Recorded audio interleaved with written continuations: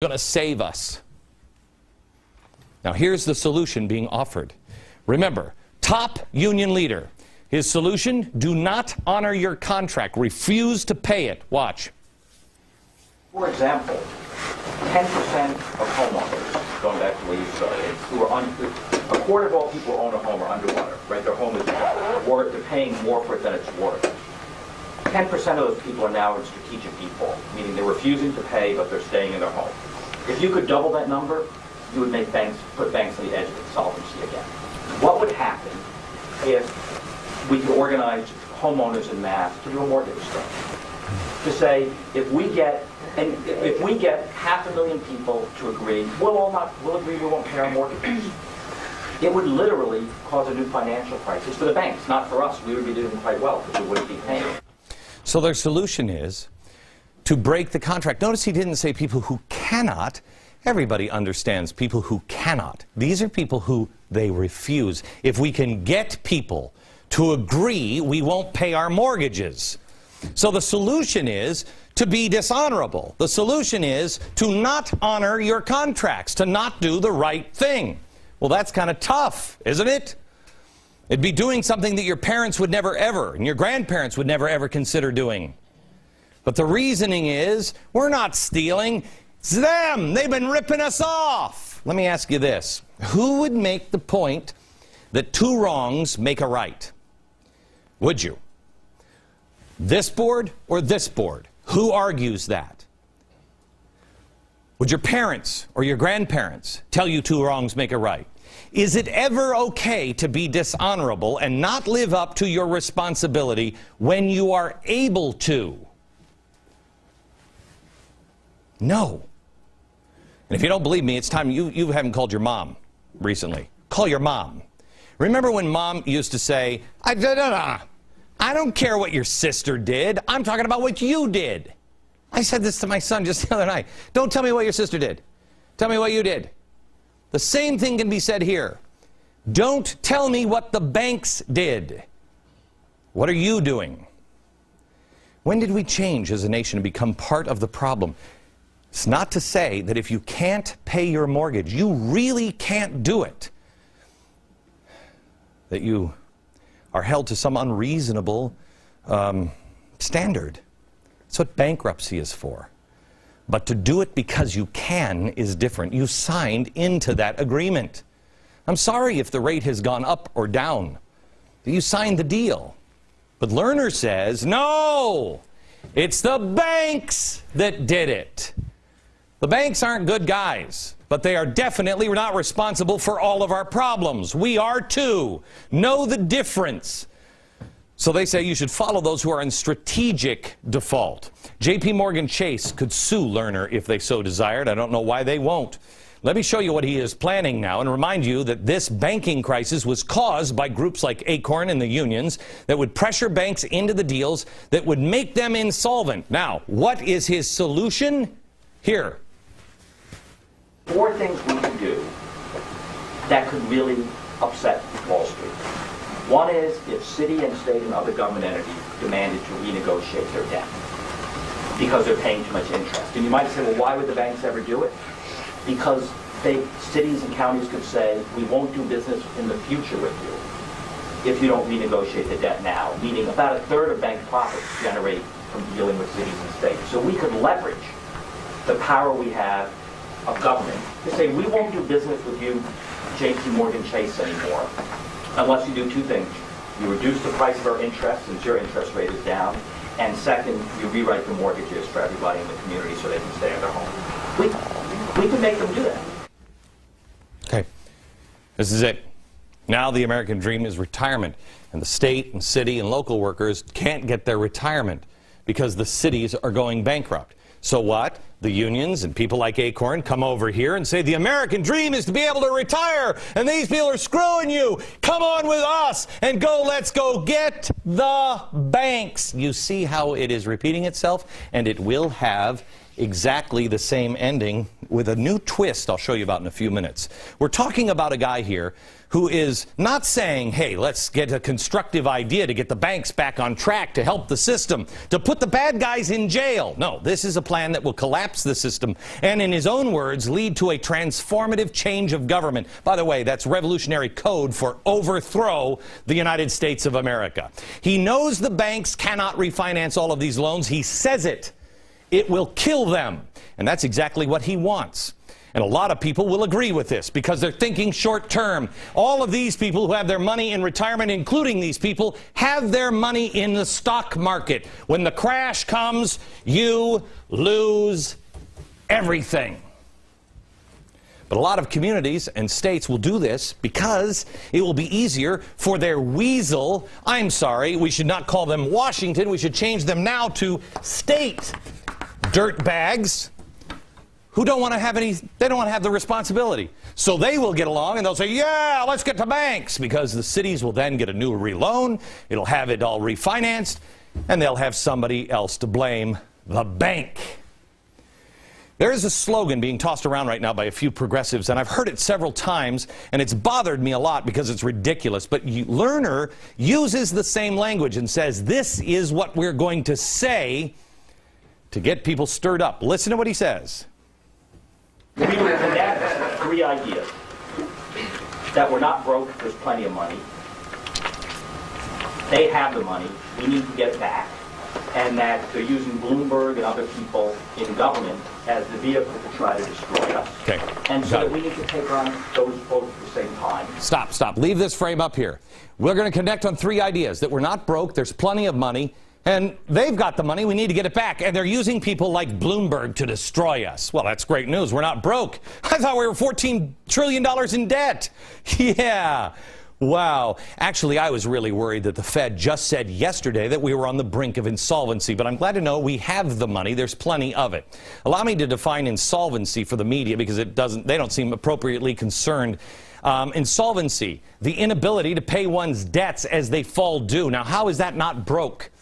The money we have isn't even real. It's becoming worth less every passing minute because we're monetizing our debt and we just keep printing. So who else is using Lerner's words? If we have the money, they have it. I'll show it to you next. What the unions are now planning to do. They're planning to convince you that America is not broke. Well, I have to tell you, we are broke, and to say otherwise is a lie. And dare I ask the question, who is the father of all lies? Oh, I remember. Do I have that Saul Alinsky book? No, I don't have it. Darn it. That is crazy Saul Alinsky, who gave the tip of the hat to Lucifer.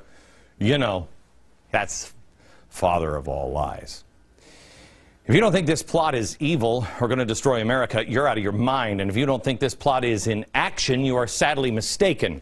Remember, they say, we have the money. This is what Lerner says. He says, it's coming. We're going to tell people that we have the money, but you just have to get it out of the wrong people's hands. Now, spontaneously, look at the people who are now starting to make this case. This is the greatest country on earth with the greatest amount of wealth. The problem isn't about the wealth, it's about distribution. This is a rich country. We have plenty of money. There's plenty of money out there. The question is, how are we going to spend it? We're not broke. This country is not broke. State of Wisconsin is not broke.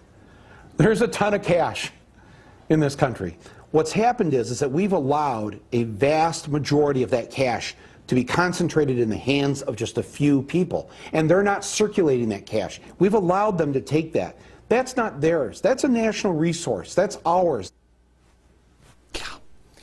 Okay, for all the talk the left gives us about special interest, blah-de-blah-de-blah-de, the union is now America's biggest special interest. It is about to become the overlord.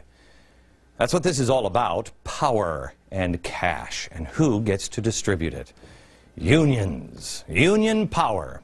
Biden and Hilda Solis made a pitch to unions on a call hosted by the AFL-CIO last week. Listen. Let's get something straight. The only people who have the capacity, organizational capacity, and the muscle to keep, as they say, the barbarians from the gate is organized labor. That's unbelievable. The president has made it quite clear where his top priorities lie. Whose side is he on? Which blackboard is he on? Well, Andy Stern was the top visitor to the White House while president of SEIU. Richard Trumka now says he's at the White House or in phone touch with him every single day. And the president explicitly states who guides his policy. Before debating health care, I talked to Andy Stern and SEIU members. Before immigration debates took place in Washington, I talked with Alcia Medina and SEIU members. It is inconceivable the administration can be pressured to choose this guy's pick, Elizabeth Warren, that he can visit the White House 4 times, that the Washington Post columnist can call him the best guy in labor, that Andy Stern was the top visitor at the White House. Trumka is there all the time, and they still aren't aware of his plans. We called SEIU 10 times. They will not answer the question if he works at SEIU. It took them 1 day to say, oh, he's on administrative leave. Really? We called his number, and the voicemail still works. Let me go back to Jason Chaffetz's letter.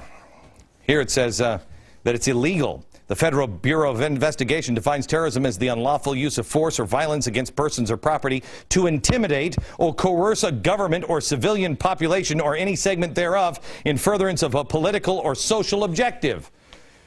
That's what the FBI says it is. That's what this plan from Stephen Lerner is, and we have it on tape, and it looks like it's already starting to happen.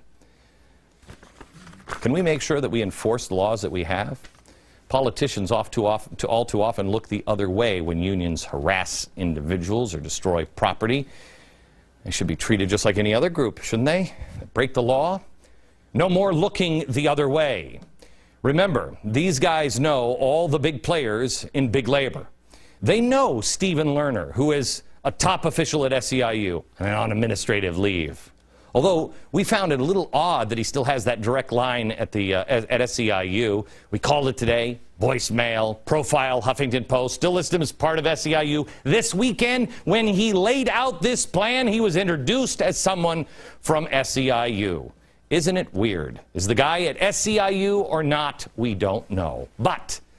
But we do know this. The guy is hugely influential. He is a former United Farm Workers member. He spearheaded Janitors for Justice, a legendary labor initiative. He worked with other labor legends like Dolores Huerta, a progressive. Do we have the picture of her with the cake and everybody was... No, we don't have it. Remember when Barack Obama called her for birthday? Joel Rogers calls Lerner a brilliant tactician, someone who proved the worth of aggressive organizing. Wade Rathke says Lerner is one of the best organizers for labor. Clearly, he has the juice at the White House, juice at the federal and Treasury level, as he visits and talks to Elizabeth Warren. And it's clear his ideas are still being used at SEIU. Should we pay attention? Yeah. Yeah, it's happening. It's happening now. We just saw them invade and take over a local bank in Pennsylvania. We have the video of that. Here it is. There they are, shutting it down. Another update. We delivered this information to Mayor Bloomberg of New York today. Because the New York Times won't deliver this news to the House, we sent a messenger over. I don't think he watches my show. I'm not a big fan, but I am a fan of, I don't know, a civil society and a mayor serving out his term and not being bullied. Mayor Bloomberg, apparently, I read this morning, is having to use his own money to engage in a $3 million ad war set forth by the United Federation of Teachers and the AFL-CIO. So you got those two unions. Why? Because they were running ads trying to attack Bloomberg for cutting budgets. What is this? Oh, that's right. Stephen Lerner talked about that. Remember, we played it, and they said they're going to make Bloomberg the guy who's causing all the trouble. They're softening the ground. They talk about Bloomberg will be one of the people they hang this crash around. It's all spelled out. So here we are, day 2. Massive story of Americans plotting an economic terrorist attack to be executed in May. And it's already beginning. And the Washington Post and the old stream media sat around. The Post at least hired somebody, but it was a columnist. How seriously can you take that story then? How many parts of this plan have to come true before the FBI and authorities come to help and be part of the solution? America, you pass this on. And honor your commitments. Listen to your mom. Two wrongs don't make a right. Look for the bad guys.